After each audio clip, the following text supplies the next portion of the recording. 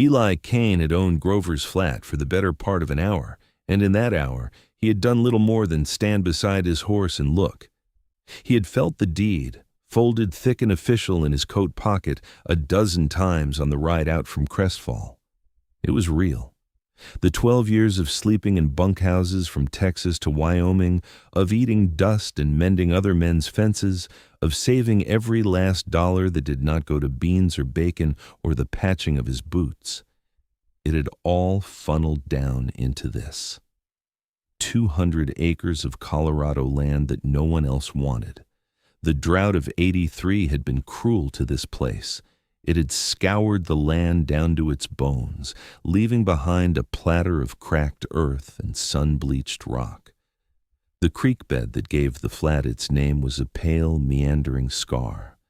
The grass was gone, replaced by thistle and stubborn, low-lying weeds that offered no nourishment. The only structure was a barn, and its spine had been broken by a winter storm years ago. Its roof caved in like a tired old man's chest. It was a picture of defeat. But Eli saw something else. He saw the way the land cupped, a natural basin that had once held water and could again. He saw the dark line of soil exposed where the creek had cut its bank, rich and promising. He saw the bones of the place, and he knew they were good bones.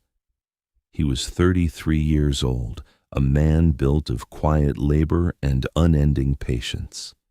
He understood that things worth having did not come easy or fast.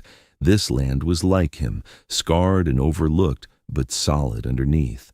His horse, a sturdy buckskin named Gideon, lipped at his sleeve, impatient. Eli ran a hand down the horse's neck, his gaze fixed on the long, sagging line of rotted fence posts that marked his new boundary. That was where he would start. A fence was a statement. It said, "This is mine, and I am here to tend to it."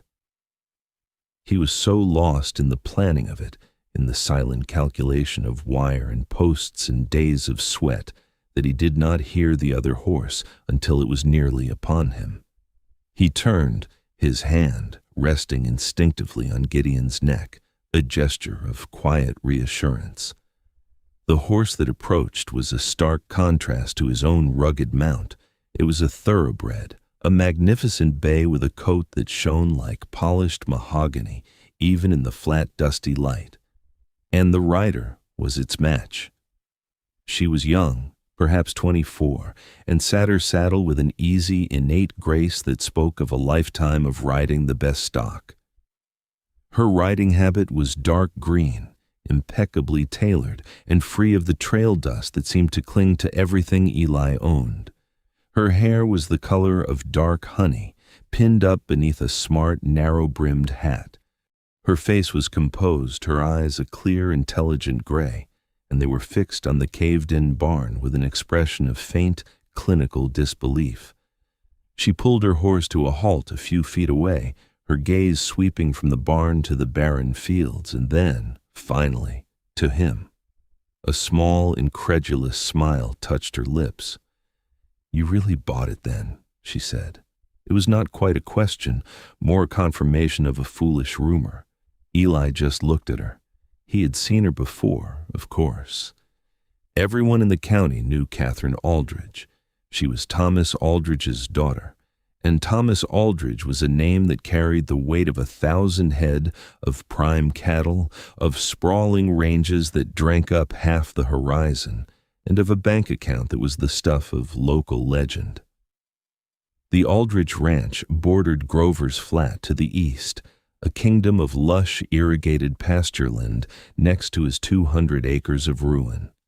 "I did," Eli said. His voice was rough from disuse. "My father sent me," she continued, reaching into a small leather satchel tied to her saddle. She produced a thick envelope. "He heard someone from out of state had put a claim on it.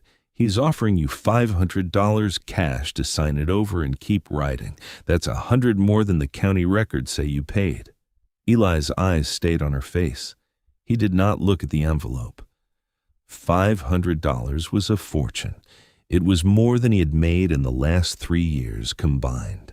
It was a ticket to a better piece of land, an easier start. It was also in dismissal, a casual flick of a rich man's wrist intended to sweep away a minor inconvenience.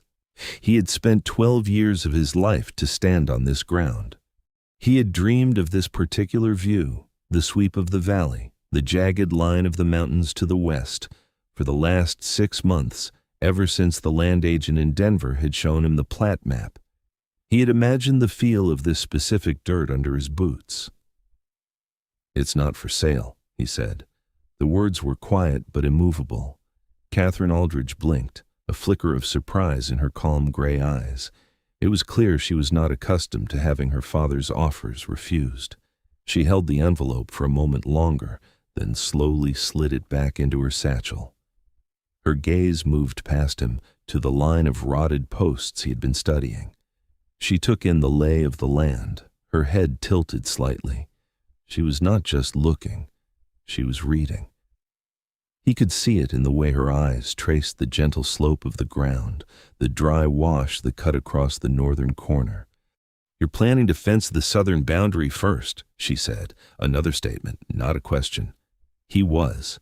It was the longest, most exposed line, bordering the county road. It felt like the most logical place to begin. He gave a short, affirmative nod. "That's a mistake," she said, her tone matter-of-fact. She pointed with a gloved finger toward the west. "You see how the land drains from that rise? All the runoff, when the rains finally come, will channel right along that southern line. The ground there is softer. First big storm, it'll wash out your post holes, and you'll be doing the work all over again. You need to start on the high ground, the eastern line. Set your main posts deep in that rocky soil. Then work your way down. Use the ridge as your anchor." Eli stood silent, watching her. He had been a ranch hand his entire adult life.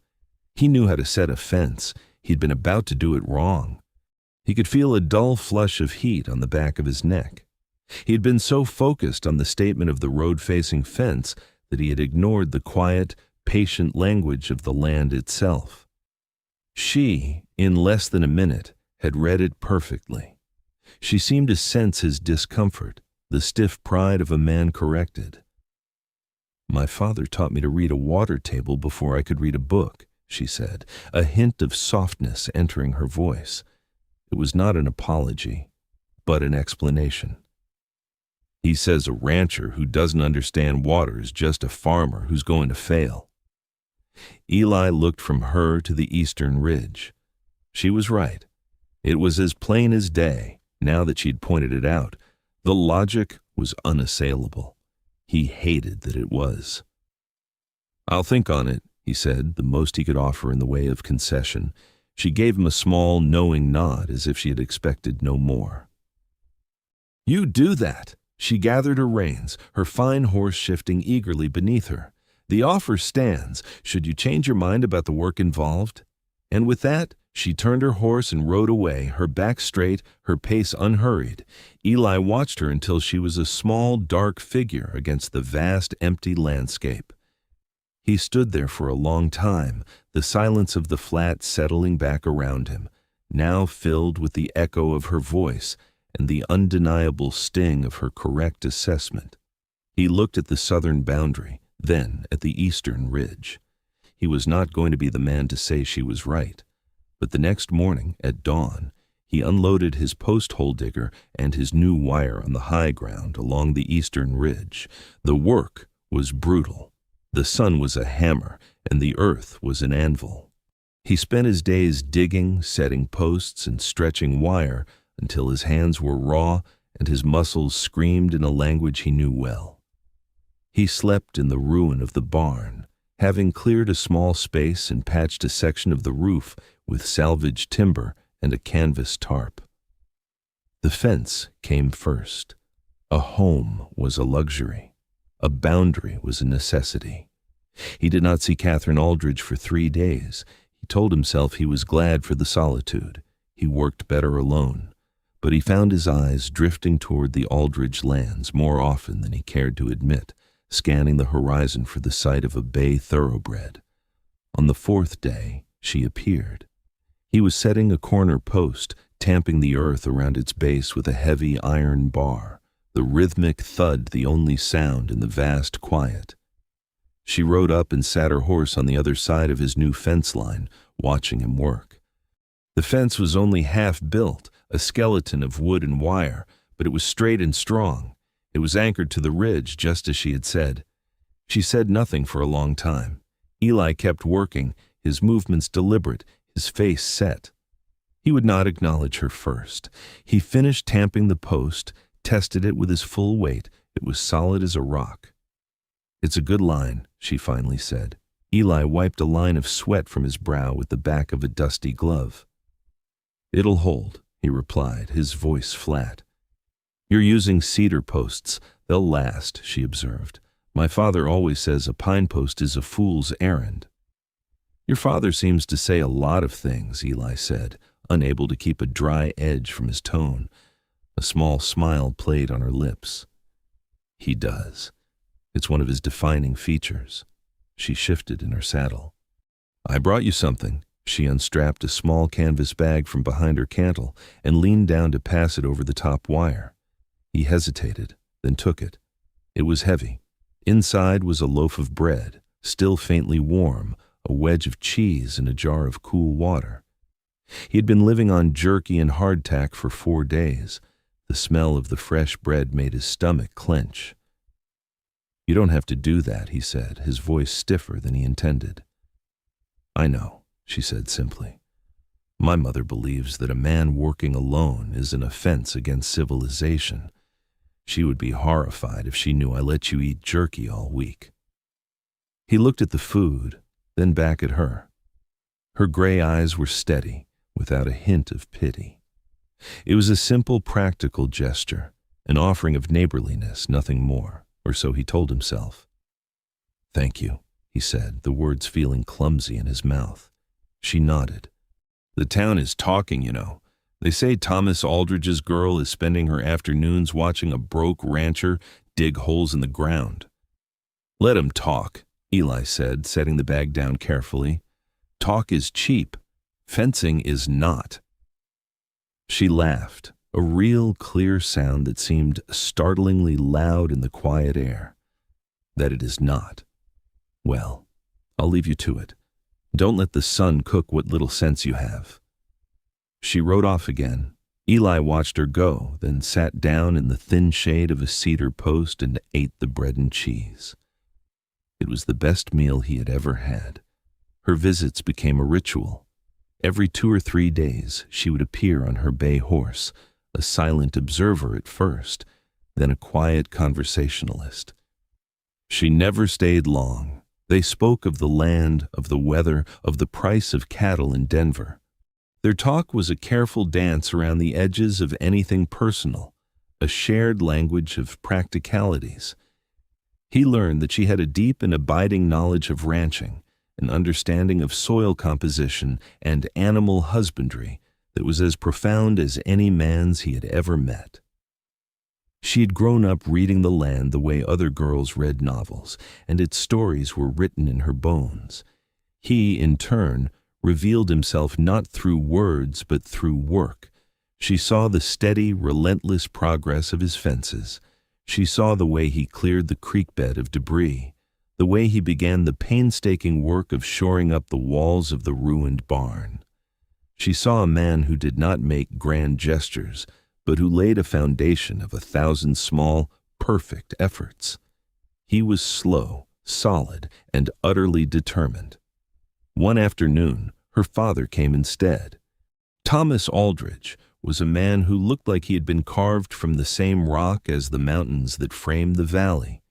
He was tall and broad, with a weathered face and eyes the color of a winter sky.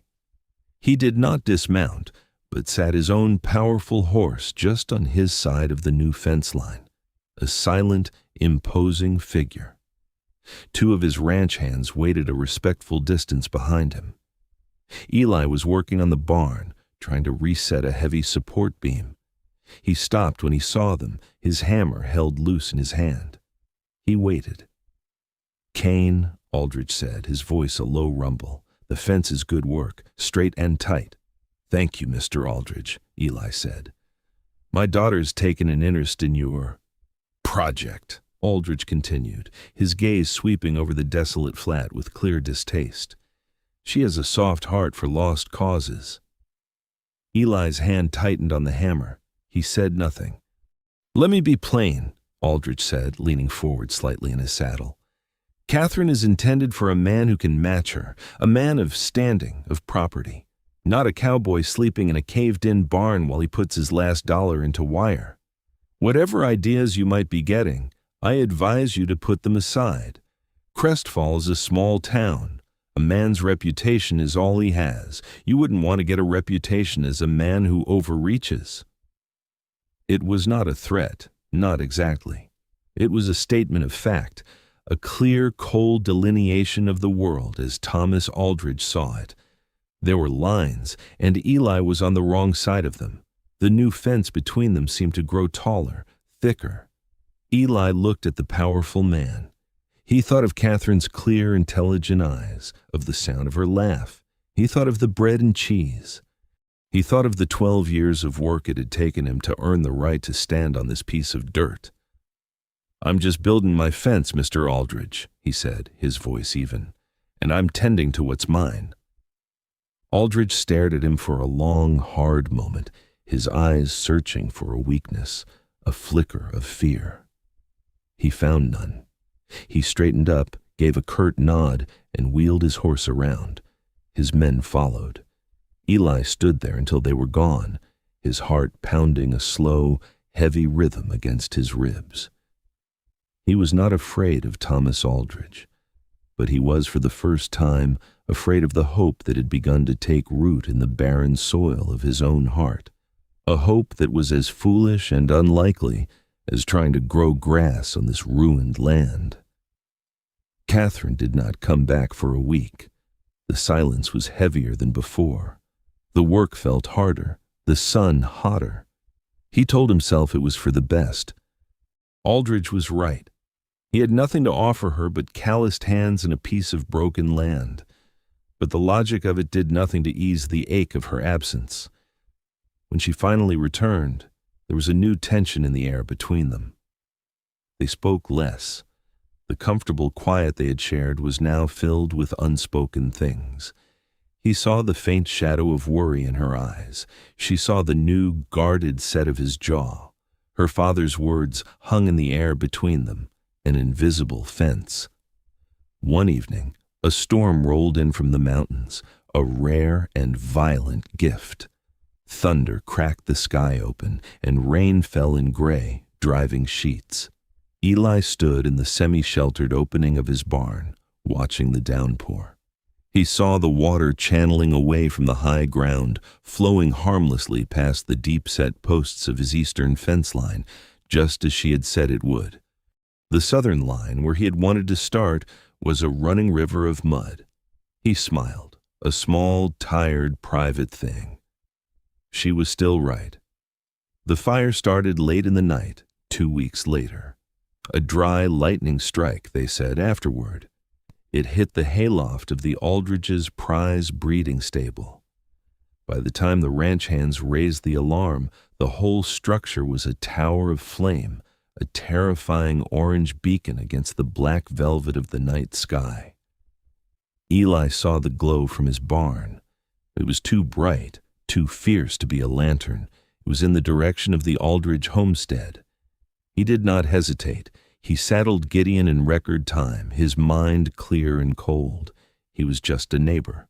That was all he had to be. A neighbor going to help. He arrived to a scene of controlled chaos. Men were shouting, forming a bucket brigade from the main well, their efforts pitiful against the inferno.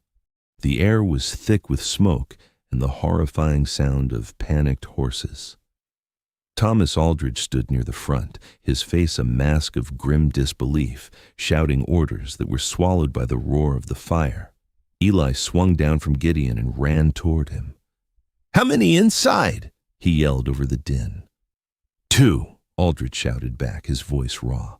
"The stallion, Blackheart, and the new mare from Kentucky. We can't get to them. The main door's blocked." Eli's eyes scanned the building. The big front doors were engulfed in flames, but there was a smaller access door on the side used for tack.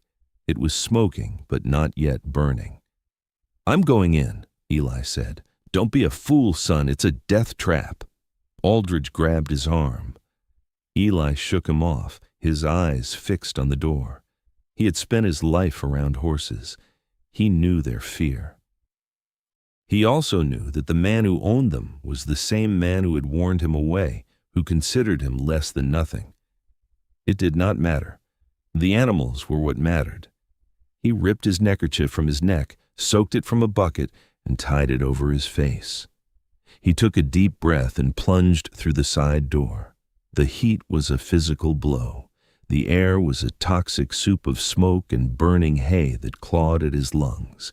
He could hear the terrified screams of the horses, a sound that cut through the roar of the flames. He found Blackheart first, a magnificent black stallion, wild-eyed with terror, kicking at the walls of his stall. The latch was hot to the touch, but Eli forced it open. He grabbed the stallion's halter, speaking in a low, calm voice, the same voice he used to gentle unbroken colts. He shielded the horse's eyes with his own body and led him, stumbling and fighting, back toward the door and out into the cool, clean night. He handed the reins to a stunned ranch hand and turned to go back. "No!" he heard Aldridge's voice, sharp and commanding. "The roof is going!" Eli looked up. The main roof beam, a massive timber, was glowing cherry red, sagging ominously in the middle. Splinters of fire rained down around him. He could hear the high-pitched whinny of the mare from the far end of the stable. He did not think. He ran. The smoke was thicker now, blinding. He found the mare's stall by sound alone. She was not alone. A new foal, no more than a week old, huddled behind her, trembling. That was why she hadn't tried to break free. He unlatched the stall, his lungs burning, his eyes streaming. "Come on, girl," he rasped, his voice a shredded whisper. "Easy now." "For the little one." He herded them toward the door, the mare pushing the foal with her nose. Just as they reached the opening, there was a deafening crack, like a gunshot magnified 1,000 times. The main beam gave way. A section of the burning roof collapsed inward, sending a shower of embers and flaming debris across the very spot where they had just been standing. Eli shoved the mare and foal out into the night and stumbled after them, falling to his knees, gasping for air, his body shaking. He looked up and saw two faces through the haze of smoke. Katherine, her face pale with terror and relief, her hands pressed to her mouth, and her father. Thomas Aldridge stood frozen, watching him. The anger, the pride, the rigid certainty, it was all gone from his face. In its place was a look of raw, profound astonishment. He watched Eli, the man he had dismissed, the man he had warned, come out of the smoke and fire for the second time, having saved animals that belonged to him, animals that were his legacy. Eli got to his feet, unsteady. He was covered in soot, his shirt was singed, and he had a burn along his forearm. He met the older man's gaze. Aldridge took a step forward, then another. He stopped directly in front of Eli. The sounds of the fire and the shouting men seemed to fade away. For a long moment, he said nothing. He simply looked at Eli, and in that look, a silent treaty was signed. The enemy at his gate was gone. "You have my thanks, Cane," Thomas Aldridge said, his voice quiet, heavy with unspoken meaning. "You have my thanks." He put a hand on Eli's shoulder, a solid, grounding weight. It was not the gesture of a cattle baron to a hired hand. It was the gesture of one man to another. Later, after the fire was contained to the smoldering ruins of the stable, Katherine found him by the well, splashing water on his face and arms. The adrenaline had faded, leaving behind a deep, bone-weary exhaustion. She came and stood beside him, her hands clasped in front of her. "That was the bravest and most foolish thing I have ever seen," she said, her voice trembling slightly. "They were trapped," he said, as if that explained everything. She reached out and gently touched the burn on his arm. Her touch was light, but it sent a shock through his entire body. "You could have been killed." "I wasn't," he said, his voice low. He looked at her then, really looked at her. Her face was smudged with soot, her perfect hair had come undone, and in the flickering firelight, she was the most beautiful thing he had ever seen. The events of the night had burned away all the pretense, all the caution. All that was left was the simple, terrifying truth. He had gone into that fire, not just for the horses, but because they were hers, because they were part of her world, because the thought of her suffering a loss was more terrifying than any flame. He was just a man who owned 200 acres of dust, but he knew in that moment what he wanted. "Katherine," he began, his voice rough, "when my fences are done and the barn is rebuilt, I'd like to build a house." He paused, searching for the right words, words he had never used before. "I was hoping you might tell me where to put the windows." It was a clumsy, roundabout declaration, but she understood. A tear traced a clean path through the soot on her cheek. A slow, beautiful smile spread across her face. "I was hoping you'd ask," she whispered, "but you're going to put the kitchen window facing east, so I can watch the sunrise over the ridge." Their courtship was as practical and steady as they were.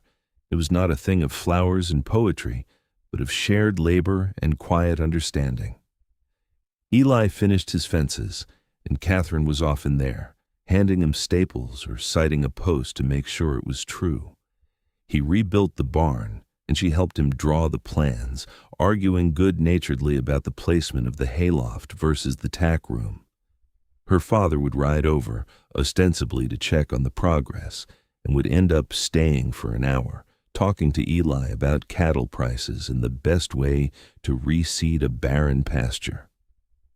The animosity was gone, replaced by a grudging, then genuine respect. They were married in the fall. In the small church in Crestfall, the whole town came. Katherine wore a simple cream-colored dress, and in her hand she held not a bouquet of roses, but of goldenrod and wild prairie asters she'd picked herself from the high ground on Grover's Flat.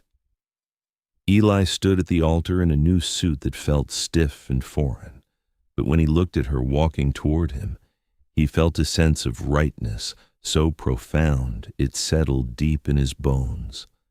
Thomas Aldridge gave his daughter's hand to Eli with a firm, steady grip, and a look in his eye that said everything his words did not need to. Their life was built slowly, post by post, just like the fences.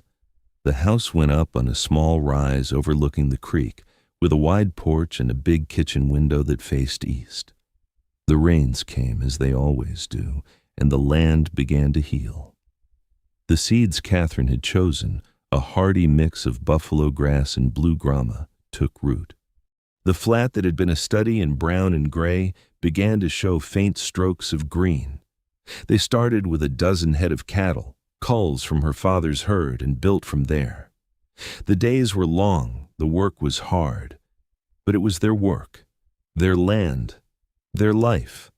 6 years later, Eli sat on the porch swing he had finally gotten around to building, a cup of coffee warming his hands in the cool evening air.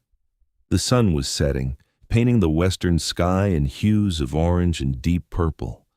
From where he sat, he could see the land, his land, transformed. The pastures were green and dotted with fat, healthy cattle. The creek ran clear and steady. The barn stood strong and solid, and the house behind him was filled with the sounds of a life well lived.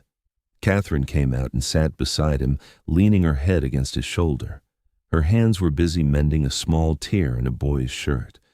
Their son, Thomas, who had his grandfather's stubborn chin and his father's quiet eyes, was chasing fireflies in the yard.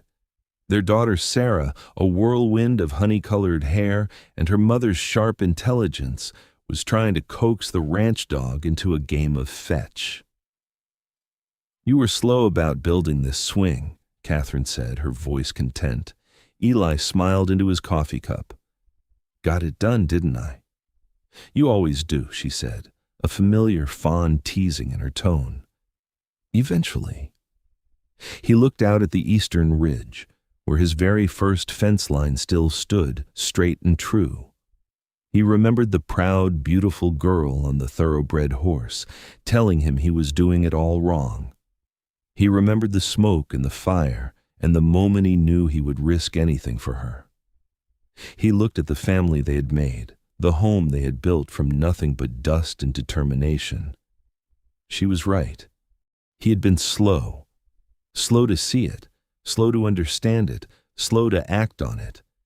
But some things, the best things, were not meant to be rushed. They were meant to be built piece by patient piece until they were strong enough to withstand any drought, any storm, any fire. He put his arm around his wife, and together they sat in the gathering twilight, watching their children play on the land that love had reclaimed. That's the thing about the quiet ones, the ones who communicate through action rather than words.